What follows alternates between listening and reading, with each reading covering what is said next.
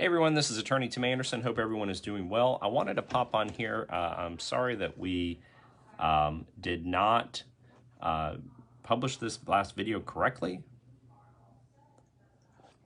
but I wanted to go through this with you and make sure you understand some very important things I think that are happening that are in open secrets in Virginia. So let me show you what the law, or what basically is happening in Virginia politics. And I want you to look right here. Go to this website, vpap.org, okay? vpap.org, and you can get to see the current delegate, Nancy Guy, who is running again for re-election. Now, I'm not going to pick entirely on Nancy Guy in this video. I'm going to pick on the process in general. But what I want you to look at is you see how it says this 2019 House of Delegates regular general election, and we see that Nancy Guy and Chris Stolle were in the race, right? Now look at the money that both of them raised: $1.3 million and $1.1 million. Now look, this is a House of Delegates race. This is a 2-year job. It's supposed to be part-time, and the two sides raise collectively almost $2.5 million on this race. Now I want to show you I'm going to focus on Nancy Guy. I'm going to go straight over to Chris Stolle because it's just as bad on his side. Look at these numbers. It is important to see. All right, so we're going to go here to her numbers, $1.3 million. Look at these cash contributions that have come in. First off, let's go to in-kind. Now, in-kind contributions are basically when somebody does something for the campaign, but the money doesn't go directly to the campaign. It comes through a benefit. So, like maybe somebody buys radio advertising for me. Say a restaurant buys radio advertising for my campaign. They pay for it. That would be in-kind donation. Now look at what Nancy Guy did here. You see this fund right here, this Beyond Carbon Action Fund? That's a Michael Bloomberg PAC, okay? $348,400. Now look at this. All this money was spent on October 29th, 2019, 1 week before the election. And what was it spent on? Television advertising buys. Look here, more. In-kind media production. So the last week of the election, Michael Bloomberg came into Virginia and dropped $348,000 in a House of Delegates race in Virginia Beach. Just think about that. Let that sink in. Now let's look at more. Democrat Party of Virginia. All right, these are, this is obviously the Democrat Party. House Democrat Caucus. These are Democrats in Virginia that are elected that are giving money. Everytown for Gun Safety, $10,594. Now this is an anti-gun safety, anti-gun PAC. And look when this money came in, all again at the very last part of the election. And what was it used for? Mailers, okay? And so, when you get all this junk mail in the mail, it's coming from these kinds of PACs. And that's the ones that are at least fairly honest to tell you who they came from. Look at this. 18,817 donors of less than that totaled of less than $100 of $116,197. So here's what the Democrats do, and the Democrats do very well. They use a platform called Act Blue, and they get people all over the country to donate $1. And that's the thing, $1 contributions, and it comes from all over the place, and it turns out to be a lot of money. Donate $5, donate $1, and the Democrats are really good about that, but it's money coming from all over the country, not generally from Virginia. All right, now let's flip over to Chris Stolle's race. Now he was the Republican at the time, and I'm not saying this is just a Democrat problem. But there are differences, but they are similarities as well. So let's click on his number. Now, first off, look at his 100 contributions or less. He had just 200 people. So what that tells us is that the majority, probably all of those people are from Virginia. But even if they're not, you have 200 people rather than 100, rather than the thousands and thousands that we saw that raised over $100,000.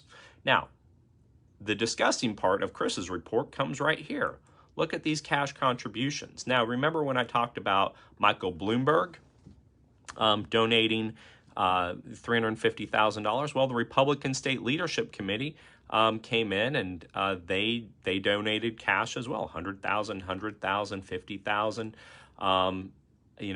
Dominion Energy donated money, and we don't know how Chris spent that by looking at these numbers. We can dive into the reports a little bit further, but I hope after you see that, it just makes you sick to your stomach. Because what is happening in Virginia is that we have no control on how money is moving into races. The 83rd district is 85,000 people and is a sleepy part of Virginia Beach, mostly residential. Some businesses, but mostly residential. And you have both sides pouring millions of dollars into a race. $1.1 million, $1.3 million on both sides, totaling almost $2.5 million on a delegate race. And that is because there are no controls, no limits on Virginia campaign finance. PAC money you can funnel money through PACs. People can write $30,000 checks, which is exactly what happened to Nancy Guy just last month. And if you don't believe me, I'm going to show it to you. Look at this. This is the current race. Look at this right here. This is a donation for 2021. Sonia Smith just wrote a check for $30,000 to Nancy Guy. Now, Sonia Smith is a very wealthy wife of a very wealthy man that lives in Charlottesville. That is a super big Democrat donor. Will write $100,000 checks. Wrote one to Jay Jones, who's running for Attorney General. Wrote one to one of the governor candidates. She writes big checks. What is happening is Sonia Smith writes a $30,000 check to Nancy Guy, and she gets access to Nancy Guy. If you donate $100 to Nancy Guy, and then Nancy Guy gets elected, do you think Nancy Guy cares about you? Do you think if you called up Nancy and said, hey, Nancy, I donated $100 to your campaign. Here's my issue. I need you to go to lunch with me so I can talk about it. Do you think you're going to get that audience? But what happens when Sonia Smith calls Nancy Guy and says, Nancy, I have an issue. I need you to have lunch with me. Nancy makes that lunch appointment. That's how politics is working in Virginia. These wealthy people are buying these political figures. They're buying access. And then you have people like Michael Bloomberg who are dumping hundreds of thousands of dollars into Virginia races. Now, this is the House of Delegates race in the 83rd. There are 100 House of Delegate races in Virginia, and some of them are not as bad as what I'm showing you here, or are worse. There has to be restrictions. Now, it's not a Republican issue. It's not a Democrat issue. Both sides are outrageously guilty of this, and neither side wants to fix it. And do you know why? It's because it's not Republicans and Democrats, all right? Republicans versus Democrats. It's the political class versus you. The political class keeps their power by this money, which much resembles a RICO conspiracy of how criminal enterprises work. Money goes to this PAC, and then this PAC funnels money to this candidate. That's how RICO conspiracies work, but it is legal to do in politics. Dark money comes into PACs from out-of-state entities, and that money It could come from Saudi Arabia. You don't know because it's not trackable. That money comes into a PAC, and then that PAC then makes donations to candidates in Virginia. You can't track this stuff. It's crazy. It's crazy. And there needs to be a stranglehold on this. If we ever hope, as Republicans or Democrats, independents, libertarians, Green Party, if we ever have hope of controlling our government, we have to put a stranglehold on what is happening in campaign finance. Too much money is coming in to politics. Too many people are buying access to political figures. And here's my proposal. Politicians, they're not going to give this up because it's how they operate. It's how they keep themselves in power. It's how they separate them from you. They're not going to give the power up. I'm going to get elected. I'm going to create campaign finance bills, and they're probably not going to go anywhere because they're not going to give it up. But what we can do as people, as citizens, is demand that the people that are running in races voluntarily cap that for the good of Virginia. All right? So, I have a primary on June 8th. If I win, here's going to be my challenge to Nancy Guy.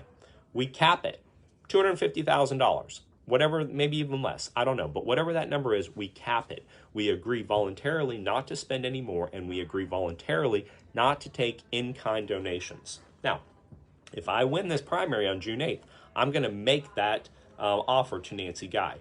I can all but guarantee you she's not going to accept that. But I hope for the sake of Virginia, she does. If I lose this race and I'm not the nominee, I hope that the Republican candidate that wins does what I am suggesting. It says, I will voluntarily cap how much money I spend on this race, which means I'm going to voluntarily cap how much money PACs and other influencers can make in this race. And we are just going to have a race about ideas. That is what we have to demand from our politicians because it is disgusting on the Republican side and it's disgusting on the Democrat side. All right, guys, my name's Tim Anderson. Today is May 25th, 2021. I hope that enlightens you and that you see what is going on in Virginia and we start holding these politicians accountable for what they're doing on this racketeering money laundering scheme that we have called Virginia Campaign Contributions. Have a good day.